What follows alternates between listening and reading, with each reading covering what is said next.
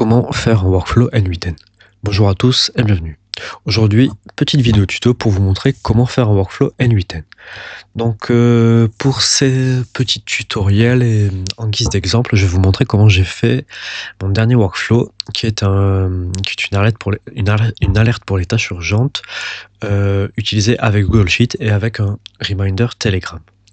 Donc là, je vais vous montrer les différentes étapes et vous expliquer un petit peu comment fonctionne N8N, tout en ayant déjà préparé le tout. Donc là, vous ne me verrez pas coder ou tenter des choses, je vais vous montrer comment on build tout ça. Alors c'est parti, donc là on est sur notre page de création de workflow. Donc je vais faire add first step. Ok, donc là nous pouvons choisir par exemple le trigger, etc. Donc là on veut un trigger qui soit avec Google Sheet. Donc on va taper Google Sheet et ensuite là on a la liste de tous les triggers possibles. Donc nous on recherche celui-là et ensuite il faut trouver quel trigger. Donc on veut que ce soit un trigger avec row added or updated, donc à chaque fois qu'une ligne est ajoutée ou soit mise à jour. Donc on sélectionne celle-ci. Ensuite, prochaine étape, on doit tout d'abord sélectionner notre credential pour nous connecter à notre compte. Donc moi je l'ai déjà fait, il est là. Donc ensuite le différents modes. Donc ça c'est le poll time, c'est-à-dire on va dire le temps de scan qu'on veut. Donc nous on veut que ce soit par exemple toutes les minutes. Ensuite on peut choisir le document qu'on veut de la liste. Donc moi je veux que ça soit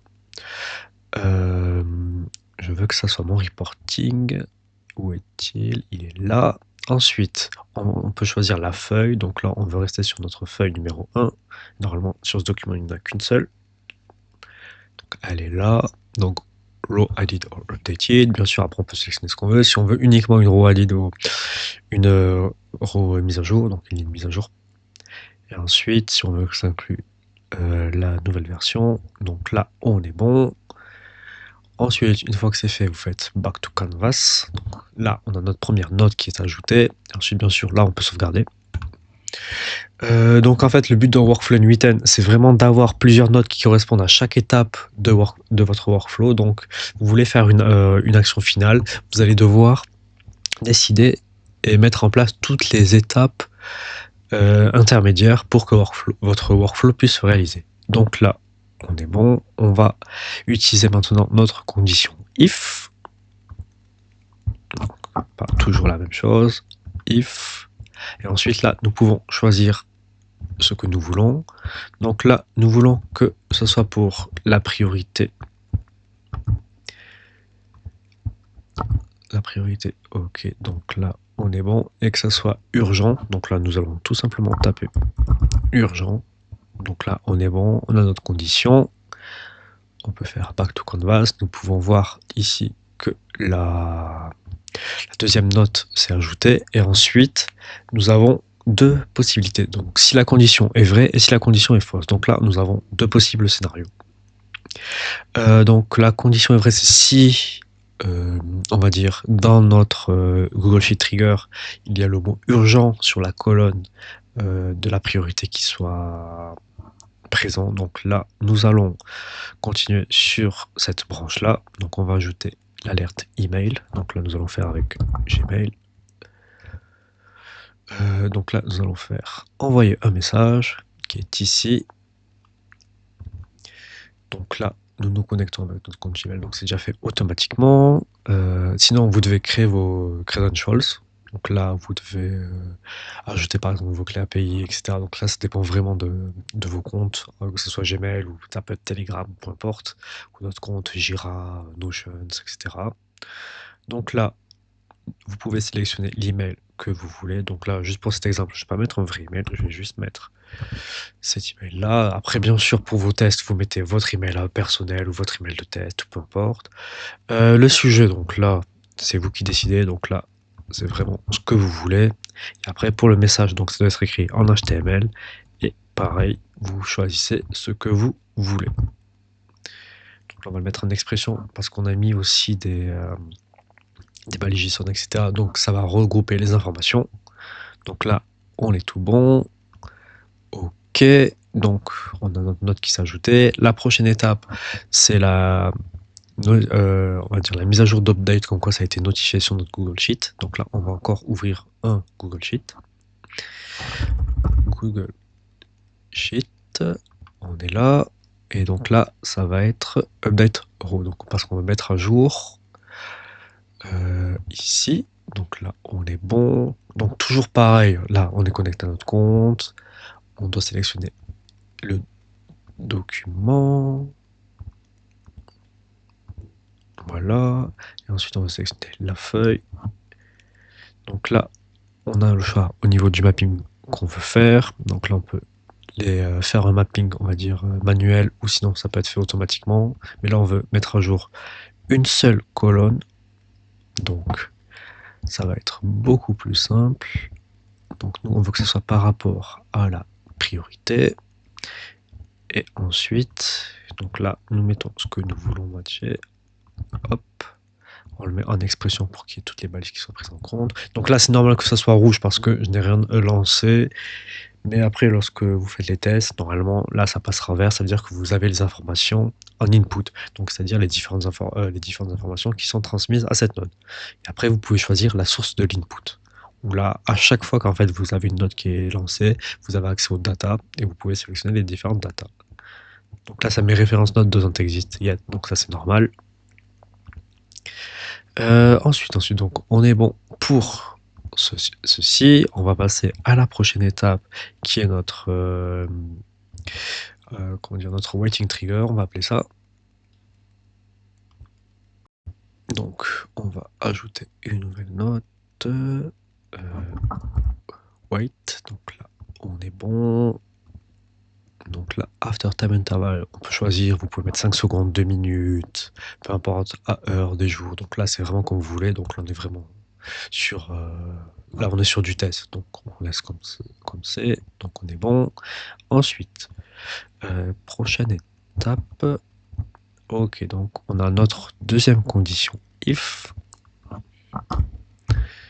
Ok. Et là, donc, ceci, toujours, notre priorité est urgente. Ok. Urgente. Voilà, donc là, on est bon.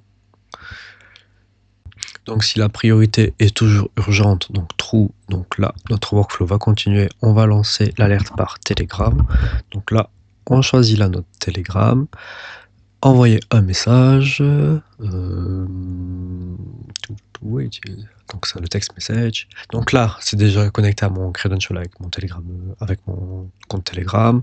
C'est le message. Chat ID, vous mettez le chat ID de votre conversation et ensuite vous devez choisir le texte. Donc là, comme je dis tout à l'heure, j'ai déjà préparé le texte à l'avance, mais vous pouvez mettre ce que vous voulez.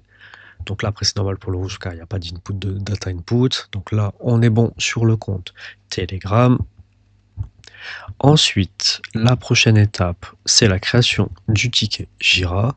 Donc là, on va ouvrir une nouvelle node. Donc Jira, create an issue. Donc là, on est bon. C'est déjà connecté à mon compte. Ressources issue. Donc ça, on est bon. Créer, changer. Non, nous, on veut créer quelque chose. Projet, vous pouvez choisir votre projet. Donc là, c'est test 2. Et le type de problème. Donc là, par exemple, on veut que ce soit un bug. Donc là, c'est bon. Donc après, également, en fonction des choix, ça dépend de votre configuration de votre Jira. Et ensuite, on peut choisir le summary. OK. Et après, on peut ajouter d'autres champs. Donc là, par exemple, je veux ajouter une description. Donc là, on va add field, descriptions. Ok, donc là on est bon. Et après, je veux aussi ajouter une priorité, parce que là on est sur quelque chose d'urgent. Donc là, on regarde. Donc ça, également, ça vient de Jira, ça dépend des champs que vous avez. Priorité, et ensuite on peut choisir la liste des priorités. Donc là, on veut que ce soit highest, donc la plus haute. Et on est bon pour notre Jira. Donc on ne va pas oublier de sauvegarder. Donc là, on est tout bon. Et ensuite, on va envoyer la notification par Telegram, comme quoi maintenant le ticket a été créé. Donc là, ça va être aussi très très simple. On fait la même chose que tout à l'heure. On choisit Telegram, envoyer un message. hop là. Donc là, comme toujours, c'est déjà connecté à mon compte Telegram. Le chat ID, vous mettez le même chat que tout à l'heure, ou vous pouvez en mettre un autre si vous voulez en fonction. Enfin, c'est en fonction du chat et de la personne que vous voulez contacter. Ensuite, vous mettez votre texte. Donc là, on est tout bon. On est tout bon, voilà. Et ensuite, ça en est fini pour notre workflow. Donc c'est quelque chose qui est assez simple. Et maintenant, on peut passer à la phase de test. Donc pour le test, je reprends mon fichier reporting. Donc c'était mes anciens tests. Donc test pour le tuto. Honneur, on va mettre, ça va être Patrick. Deadline today. Statut escalation parce qu'on envoie l'email. Next step to be worked on. Priorité urgent. Ok, donc là on va lancer notre workflow. Ok, donc ça fonctionne. Donc là on a une note de référence qui n'existe pas. Donc là, urgent status.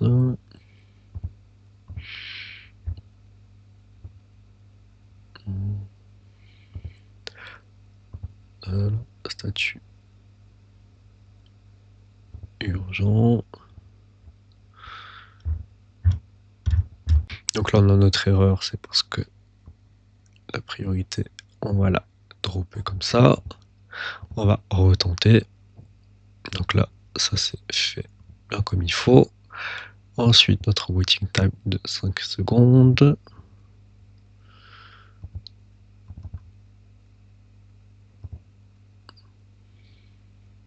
Donc là, on a une erreur. C'est très simple. C'est parce que j'ai oublié de mettre le notified yes. Et là, ça fonctionne. Donc là, on a l'output. Donc on est bon. On va lancer maintenant, continuer le workflow. Donc là, c'est les 5 secondes. Okay. Donc, ça veut dire qu'il respecte la condition. Donc là, on a notre workflow qui est bon. On va maintenant vérifier rapidement. Donc là, nous avons bien reçu notre email. Ok, donc l'email d'escalation. Donc maintenant, on regarde le Telegram. Donc on a reçu notre tâche. Donc là, on est bon. Et maintenant, on va vérifier Jira. Donc pour Jira, on a notre ticket qui est créé. Test pour le tuto, Patrick, today your escalation to be worked on. Donc là, on est tout bon également. Maintenant, on vérifie pour notre notified yes. Donc là également, on est bon. Donc voilà, on a pu voir que notre workflow marche très bien. Donc là, je vais vous montrer un petit peu au niveau des outputs. Donc là, on peut voir que ce que j'ai rentré tout à l'heure, ça fonctionne. Donc là, en fait, moi, je l'ai tapé, mais sinon, ce que vous faites, c'est à chaque fois que vous faites une note, après, quand vous l'envoyez, vous allez avoir des messages d'erreur si ça ne fonctionne pas. Et ensuite, vous pouvez remplacer les informations que vous voulez. Donc là, par exemple, pour task, je vais l'enlever et je veux le remettre. Donc là, on va prendre là et on va faire un hop là. Et le task, on veut qu'il soit ici. Et voilà. Et après, je peux même relancer. Et on peut voir que ça va se remettre. Et on peut faire ça sur toutes les notes. Donc par exemple pour les notes, que ce soit Telegram, pour les notes Jira, pour Update. Donc là, on est bon, on a juste à faire le drop. C'est pareil. Et pareil pour... Et pareil pour ici ou là. Il faut juste refaire. Parce que sans faire exprès, j'ai effacé mon chat ID.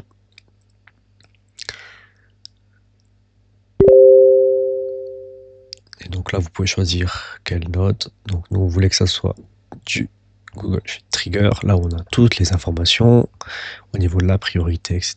Et donc pareil, toujours, on peut ajouter, supprimer. Et il y a tout qui est bon. J'espère que ce tuto aura pu vous aider. Si vous avez des questions, des remarques ou des commentaires, n'hésitez pas à les laisser. Si la vidéo vous a plu, n'hésitez pas à liker et n'hésitez pas à vous abonner. Donc sur ce, je vous dis bye bye et on se retrouve pour une prochaine vidéo. Salut!